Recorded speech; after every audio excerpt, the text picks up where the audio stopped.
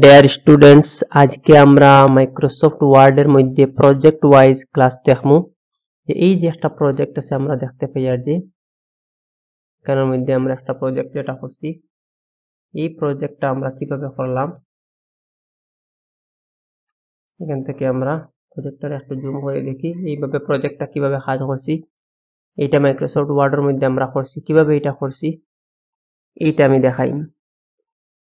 তো প্রথমে আমরা মাইক্রোসফট ওয়ার্ড কিটা করবো, ওপেন করব, ফাইলে ক্লিক করলাম, নিউ একটা পেজ লই দিলাম, বা কন্ট্রোল এন প্রেস করে লইব, নিউ ক্লিক করে লইব, ব্ল্যাঙ্ক ডকুমেন্ট আমরা ক্লিক করব, বা কন্ট্রোল এন বাটন প্রেস করলে আমরা নিউ পেজ পাইলে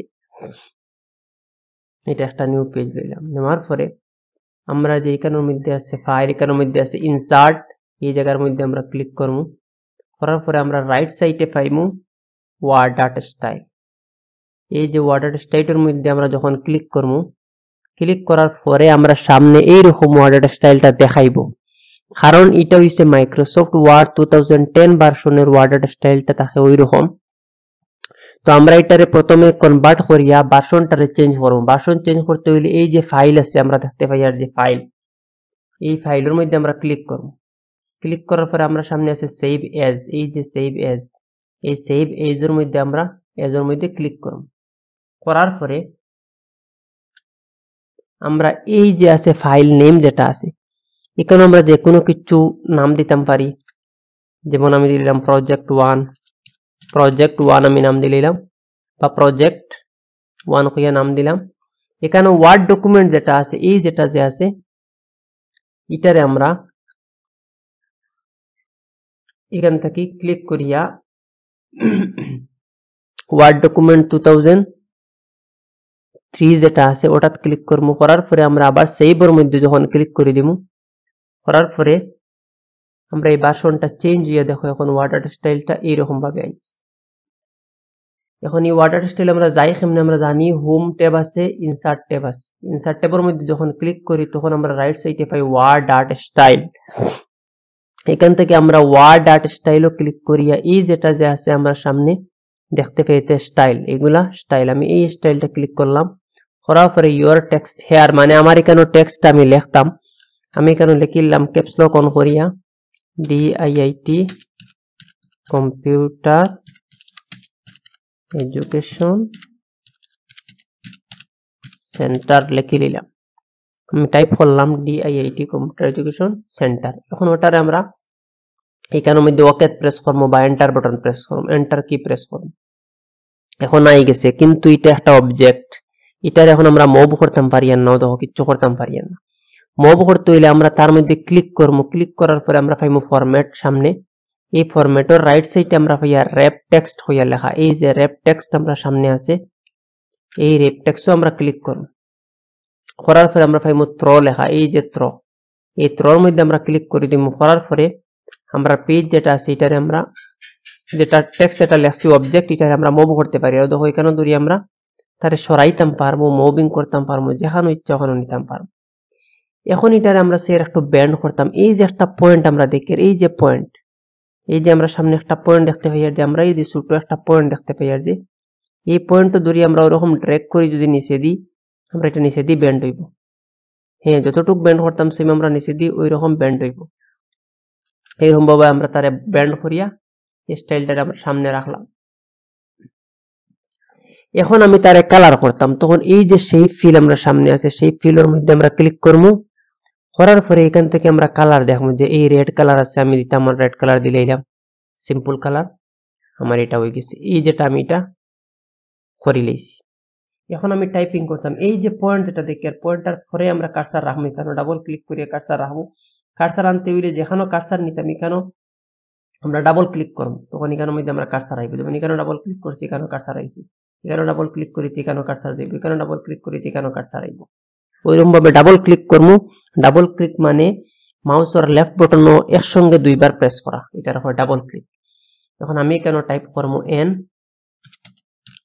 NIDL institute of computer coaching যেমন আমি এটা লিখলাম N ideal institute of computer coaching, যেটা আমরা প্রজেক্টও লিখছি। এখন এখান থেকে আমরা তারা টান মারি সিলেক্ট করতাম পারি, বা এখানেও কার্সার রাখিয়া কিবোর্ড থেকে কন্ট্রোল এ বাটন প্রেস করতাম পারি, তখন অল সিলেক্ট হয়ে যাব। এরকম না করে যেমন আমার ওটা যার সিলেক্ট হইতো, এখান থেকে মাউসও ক্লিক করে টান মারি সিলেক্ট করতাম পারি, বা কিবোর্ড থেকে কন্ট্রোল শিফট বাটন প্রেস করে লেফট বাটন প্রেস করলে কন্ট্রোল শিফট প্রেস করবো এবং এরো কির লেফট এরো রাইট এরো, লেফট এরো দিয়ে আমরা এরকম সিলেক্ট করে যাইতাম পারবো, এরকম সিলেক্ট করতাম পারবো। সিলেক্ট করার পরে আমি এটারে এখান থেকে ফর্ম সেন্টার, এই যে প্যারাগ্রাফ আছে এখানেও তার সেন্টার ফর্ম, এই প্যারাগ্রাফও মানলে সেন্টার হয়েছে, এখানে ক্লিক করে এই টেক্সটটা সেন্টারের মধ্যে গেছে। এখন এখানেও ফন্ট স্টাইল আছে, আমরা যত চাই ফন্ট স্টাইল তারা দিতাম পারবো। এখন এরকম না দিয়ে আমি চাইলাম দেখি দেখি একটু বড় করতাম, তখন এই ক্যাপিটালের মধ্যে আমরা ক্লিক করবো, তখন দেখি দেখি বড় ফন্টটা বড় হয়েছে। এখন আমরা তারা বল্ড করতাম, এই যে বি আছে বির মধ্যে ফন্টর বি ক্লিক করবো, বল্ড হইব। এরপরে আই আছে ইটালিক হইব। এরপরে আমরা এটার ইউ আছে আন্ডারলাইন হইব। এরপরে আমরা তার ফন্টর স্টাইল বদলাইতাম, এখানে ক্লিক করবো করিয়া আমরা দিমু তারে টাইমস নিউ রোমান, এখানে গেলে আমরা পাইমু Times New Roman font style, এই যে টাইমস নিউ রোমান ওটা দিলে এই ফন্ট স্টাইল দিয়া দেওয়ার পরে এখন আমরা টেক্সটটা আছে সবটা ক্যাপিটাল আছে, আমরা সব ক্যাপিটাল লেখছি। এখন এটারে আমি চাই আর প্রথম অক্ষর ক্যাপিটাল থাকতো, পরের অক্ষর স্মল লেটার হইতো, তখন আমরা জানি সেন্টেন্স কেস থেকে আমরা চেঞ্জ করতাম পারি।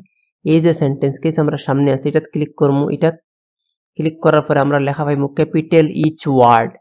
এই ক্যাপিটাল ইচ ওয়ার্ডও যখন ক্লিক করে দিব তখন দেখো আমরা এটা চেঞ্জ হয়ে গেছে, আমরা প্রথম অক্ষর ক্যাপিটাল পরেরটা স্মল লেটার, এইরকম ভাবে আমরা এটারে টাইপিং করলাম। এটার কাজ শেষ। এখন আমরা পরের থেকে টাইপিং করতাম, এখানে আমরা কার্সার রাখবো, এখান থেকে টাইপিং এখানে কার্সার রাখার পরে আমি কিবোর্ড থেকে ক্যাপস লক অন করিও টাইপ করি, আর শিফট বাটন প্রেস করি, বা স্মল লেটারে টাইপ করি বা ক্যাপিটাল লেটার টাইপ করি, কোনো ম্যাটার না, প্রথমে আমি টাইপ করা কাজ করিলাম। তো এখানের মধ্যে আমার এই যে প্রজেক্টের মধ্যে আমার এখানে টাইপিং আছে অলরেডি, আমি এখন আর টাইপ করতাম না, আমি এটারে কপি করে নিব, এখান থেকে সিলেক্ট করলাম করিয়া আমি এটারে সিলেক্ট করলাম করিয়া কন্ট্রোল সি করলাম করিয়া কপি করে দিলাম। করার পরে আমার এই যে পেজ যেটা আছে এটার মধ্যে আইলাম, আইয়া এখানের মধ্যে আমি এটারে রাইট ক্লিক করিয়ে পেস্ট করে দিলাম, এখানে আমি পেস্ট করে দিয়েছি।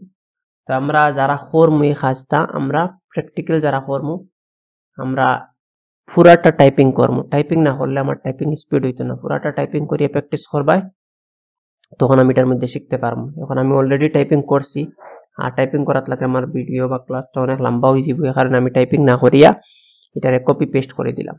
এখন আমার এই যে প্যারাগ্রাফ যেটা আমি লিখছি, যেটা এটা হয় প্যারাগ্রাফ, এখানে ওই দেখো এটা এখান থেকে এই জায়গার থেকে এই জায়গাটা সমান নাই, বা এই প্যারাগ্রাফটা পুরোটা সমান না, সব সেট নাই, তখন আমরা প্যারাগ্রাফে কিভাবে সেটিং করতাম, এখান থেকে আমরা সিলেক্ট করবো, কার্সার রাখবো, রাখিয়া ড্র্যাগ করবো, এরকম ভাবে ড্র্যাগ করবো, বা কন্ট্রোল শিফট কিবোর্ড ডাউন এরো বা আপ এরো ডাউন এরো দিয়ে আমরা সিলেক্ট করতাম পারি, করিয়া সিলেক্ট করবো।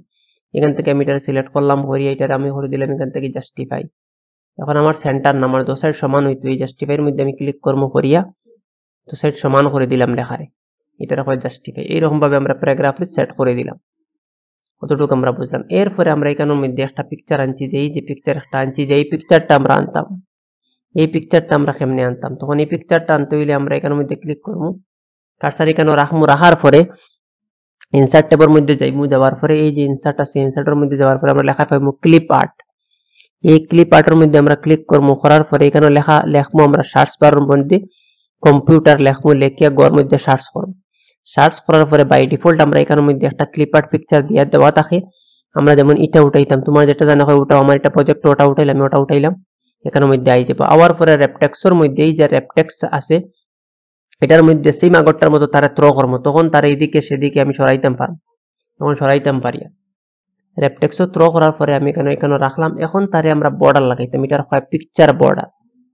এই বর্ডার লাগাইতে আমরা এই ওয়েট আছে, ওয়েট থেকে আমরা আগে সাইজ লইলাম, এখান থেকে এই সাইজটা দিলাম। এরপরে ড্যাশেস থেকে একটা স্টাইল লাগাই, এই যে ড্যাশেস এখানে ক্লিক করলাম, করার পরে এখান থেকে আমরা একটা স্টাইল লাগাইলাম, যেমন এই স্টাইলটা ভালো লাগছে, স্টাইলও ক্লিক করলাম, এইরকম অনেক স্টাইল আছে। এরপরে পিকচার বর্ডার, এই যে পিকচার বর্ডার এটা হচ্ছে কালার, এখানেও ক্লিক করবো করিয়া আমি যেমন রেড কালার দিতাম রেড কালার দিলে পিকচার বর্ডারটা আমার ওই রকম দেখাইব। ওকে, এটা আমি এখান থেকে ক্লোজ করে রাখি দিলাম।